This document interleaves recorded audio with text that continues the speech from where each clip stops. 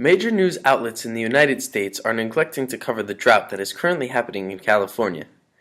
With California facing one of the most severe droughts on record, Governor Brown declared a drought state of emergency last January and directed all state officials to take all necessary actions to prepare for water shortages.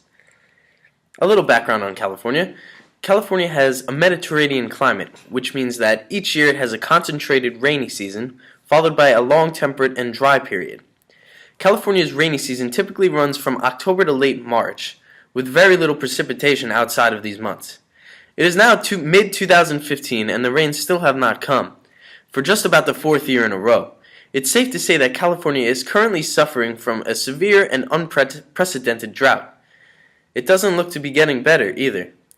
Just yesterday, an article was posted in a local San Francisco news source that states the San Francisco Valley is sinking faster than ever because of the drilling for water. Farmers are desperately looking for water, as their businesses depend on it. Many wells will go as long as 3,000 feet down, as the water is getting sucked out faster than nature can replenish it. Although California's Central Valley only represents 1% of the farmland in the United States, it produces 8% of our nation's agricultural input by value. Over 230 crops are typically grown in the Central Valley each year. Desperate times call for desperate measures.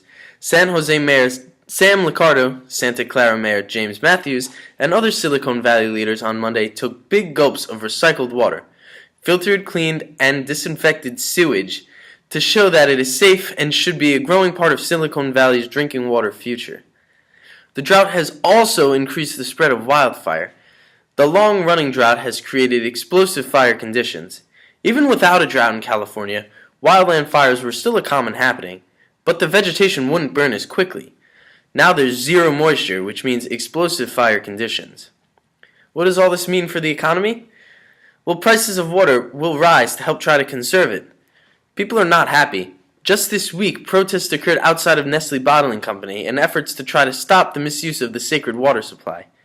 Food prices will also skyrocket, even though California already imports foods from other states and countries. Crops will change, as farmers cannot grow the same amount of crops at the same velocity.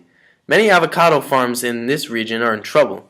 Some small farm towns could potentially become ghost towns, as there won't be any more income.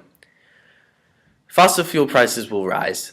The generation of hydroelectricity at California dams will drop dramatically because it varies directly with how the rivers flow. The most Californians can do is understand that the drought is happening and try to conserve and protect the environment as much as possible.